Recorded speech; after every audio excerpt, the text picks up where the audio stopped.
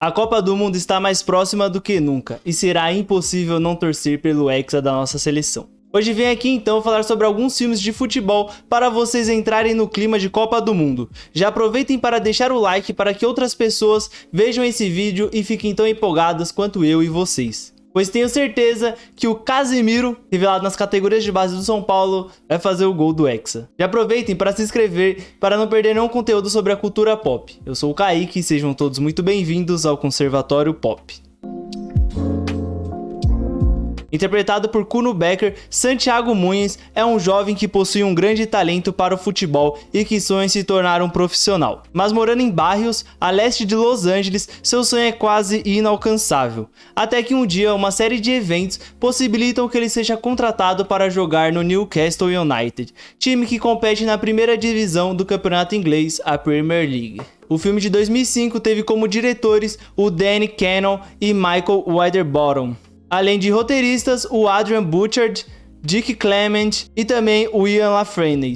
Santiago tem uma vida difícil e para ajudar sua família ele trabalha em 2 empregos. Mas tem um amor e habilidade pelo futebol. Esse amor é tanto que mesmo sem dinheiro ele dá um jeito. Por exemplo, quando ele coloca uma caixa de papelão para fazer de caneleira. Uma coisa que eu sempre falo e eu sempre tive pra mim é não achar legal romantizar esse tipo de situação. Pois não deveria ser assim, né? O Santiago ele não deveria precisar usar esse tipo de caneleira para jogar futebol. O mínimo seria ter uma condição boa para comprar as coisas dele e poder jogar futebol. Mas como a gente sabe, o mundo não é assim, né? O mundo é injusto e tudo mais.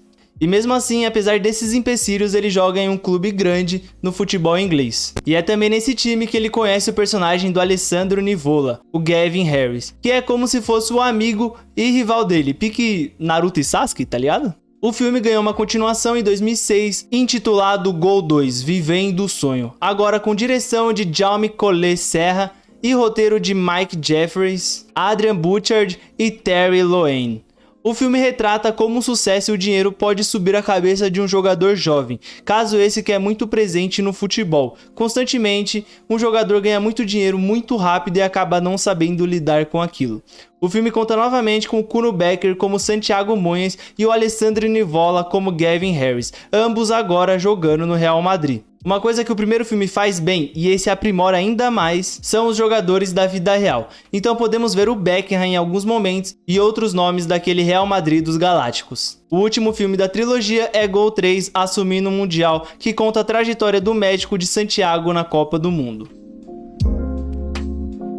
Se eu te falar que o Bob Moore fez um filme com Stallone, e mais, se eu te falar que o próprio Pelé, o rei do futebol, estava nesse filme. Esse é o Fuga para a Vitória, que se passa em um campo alemão de prisioneiros de guerra. No filme, o Major Karl von Stein, interpretado pelo Max von Sydow, que já tinha pertencido à seleção alemã de futebol, tem a ideia de fazer um jogo entre uma seleção dos prisioneiros aliados, liderados pelo capitão Joe Colby, o Michael Caine, grande nome também nesse filme, um inglês que era um conhecido jogador de futebol.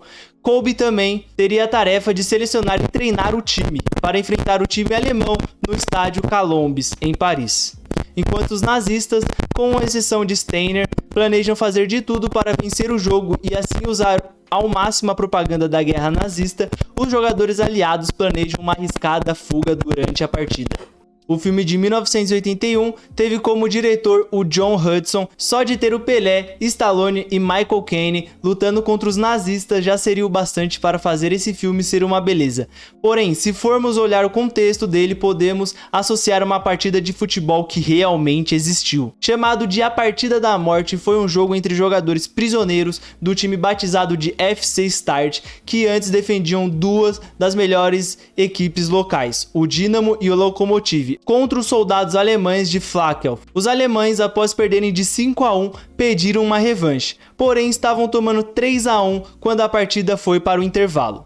Os soviéticos receberam uma visita de um oficial do eixo no vestiário que os ameaçou, porém não abaixaram a cabeça e continuaram jogando, com a partida terminando em 5-3 para o FC Start. Passados 9 dias do jogo, pelo menos 8 membros do FC Start foram presos e posteriormente levados a um campo de concentração sob a acusação de fazerem parte da rede de espionagem da União Soviética, com o intuito de obter informações que expusessem as forças alemãs. O jogador de futebol Heleno de Freitas, interpretado pelo grande Rodrigo Santoro, era considerado o príncipe do Rio de Janeiro nos anos 40. Numa época em que a cidade era um cenário de sonhos e promessas, sendo ao mesmo tempo um gênio explosivo e apaixonado nos campos de futebol, além também de galã, charmoso nos salões da sociedade carioca. Tinha certeza de que seria o maior jogador brasileiro de todos os tempos. Mas seu comportamento, sua indisciplina e a sua doença, que era uma sífilis, foram minando o que poderia ser uma grande jornada de glória, transformando-a numa trágica história. Esse filme é baseado no livro Nunca Houve um Homem como Heleno, de Marcos Eduardo Novaes. Esse filme passa bem a imagem de um jogador problemático, mas ao mesmo tempo craque. Muito comum até hoje, inclusive deixem aí nos comentários qual jogador vocês acham craque, mas acham ele problemático demais e não gostariam de ver ele no time de vocês por conta disso. O filme tem como diretor o José Henrique Fonseca, que também é o roteirista ao lado do Felipe Bragança. O verdadeiro Heleno foi um mineiro de São João Nepomuceno, nascido em 12 de fevereiro de 1920 e teve sua morte na data de 8 de novembro de 1959. Passou por grandes clubes como Botafogo, Boca Juniors e Vasco da Gama. Um fato interessante é que Heleno, apesar de ser um grande jogador, não jogou a Copa de 1950. E a isso existem duas teorias. A primeira é de que ele estaria jogando no Júnior Barranquilla da Colômbia. Então a FIFA, a entidade máxima do futebol na época e até hoje, o teria vetado da convocação da seleção brasileira, afinal a FIFA não reconhecia a língua colombiana. A outra teoria é a de que por conta de seus constantes atos de indisciplina, isso pode ter feito com que ele não tenha sido convocado por conta dessas indisciplinas. Na minha opinião, essa segunda teoria faz mais sentido, até porque eu acho que a FIFA não se meteria, né, na seleção brasileira, quer dizer, ou se meteria, não dá pra saber, né? Mas enfim, eu acho que a segunda teoria tem mais a ver. Mas deixem aí nos comentários qual o motivo que vocês acham que foi pra ele não ter sido convocado pra Copa de 1950. Dirigido por Tom Hopper e com roteiro de Peter Morgan, Maldito Futebol Clube é um filme de 2009 e tem o Michael Sheen como Brian Cole, que dirige a equipe de futebol mais importante da Inglaterra em 1974, baseado no livro de David Pearce. Até chegar ao clube de futebol Leeds United, Brian Cole, um ex-artilheiro, havia angariado respeito como técnico do minúsculo Derby County, comandando carismaticamente os jogadores, muitos deles reforços medianos e baratos indicados por precisão do seu assistente Peter Taylor. Clough conduz o time das últimas posições da segunda divisão inglesa até o título na mesma e anos depois ao título da divisão de elite. Porém, ao longo dos anos que ele começa a desenvolver uma antipatia pelo Leeds United e seu treinador Don Revie. Os dois passam a rivalizar, fazendo com que seus times rivalizem e disputem o campeonato inglês um contra o outro, com o Derby saindo vitorioso no ano de 1972. Porém, essa rixa vai longe demais quando Brian Clough escala seu time titular contra o Leeds dias antes de uma partida de semifinal de Champions League contra a poderosa Juventus da Itália. Esse cara, ele é completamente maluco, né?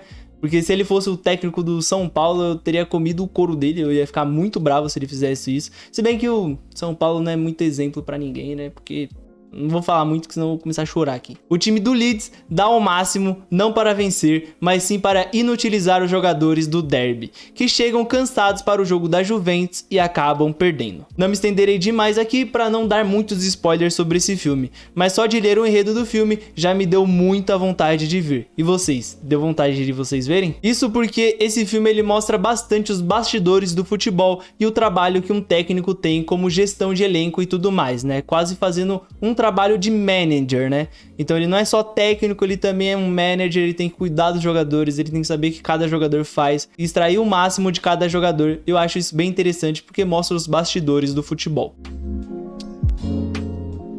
Com direção e roteiro de Ellen Perry, Will Brennan, interpretado por Perry Eagleton, é um garoto que, desde a morte da sua mãe, vive um internato. 3 anos depois, seu pai, interpretado por Damian Lewis, surge repentinamente, trazendo consigo 2 entradas para a final da Liga dos Campeões em Istambul, na Turquia, no ano de 2005. Apaixonado por futebol, Will adora novidade. Entretanto, o garoto sofre novo revés quando o pai morre. Apesar dos problemas, ele decide ainda assim cumprir o programado e assistir a partida de futebol por conta própria. Quem conhece de futebol sabe que partida é essa, né? Simplesmente uma das finais mais emocionantes de todos os tempos, que ficou conhecida como o Milagre de Istambul. Eu vou resumir rapidamente aqui para quem não sabe o que é. Então a final ela foi realizada em Istambul, né? Por isso que o Milagre de Istambul. E de um lado tinha o Milan, que time treinado pelo Carlos Ancelotti, um dos maiores técnicos de todos os tempos, e tinha grandes jogadores como Dida, Nesta, Cafu, Maldini, Pirlo, Kaká e entre muitos outros excelentes jogadores. Do outro lado nós tínhamos o Liverpool de Rafa Benítez, que não tinha jogadores tão estrelados, mas que fizeram história, como Luiz Garcia, Barros e, claro, dois excelentes meio-campistas, o Gerrard e o Xabi Alonso. O Milan confirmou o seu favoritismo no primeiro tempo e fez 3 gols na forte defesa do Liverpool. Maldini fez um logo no primeiro minuto de jogo e depois Crespo, um dos técnicos mais bonitos do futebol, saudades, né? Volta pro São Paulo, pelo amor de Deus, fez outros 2. Então todos pensaram que já estava liquidado, porém no segundo tempo começou o milagre.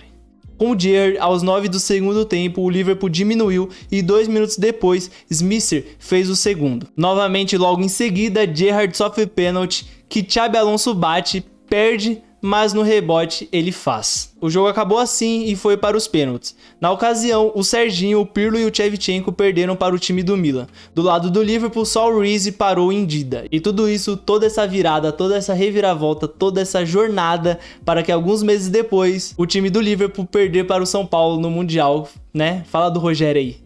Voltando ao filme, Will é um filme que não é apenas sobre futebol, ele é sobre luto e fazer as pessoas serem lembradas, seja através de homenagens ou tributos. Will decide ir ao jogo não porque ele é um rebelde ou por ele simplesmente ser um fanático por futebol, mas para fazer a memória de seu pai ser lembrada, pois essa é uma promessa feita e que ele queria cumprir. É um filme emocionante sobre perda e até onde vamos para realizar nossos sonhos. Como eu sempre digo, não é bom ficar romantizando essas coisas, pois não deveria ser assim. Will deveria ter conseguido ir com seu pai ou com um tutor, mas infelizmente o mundo é cruel e ele decide cumprir essa promessa feita a seu pai. Então é isso, espero que vocês tenham gostado dessa lista e que ela tenha deixado vocês no hype igual eu estou.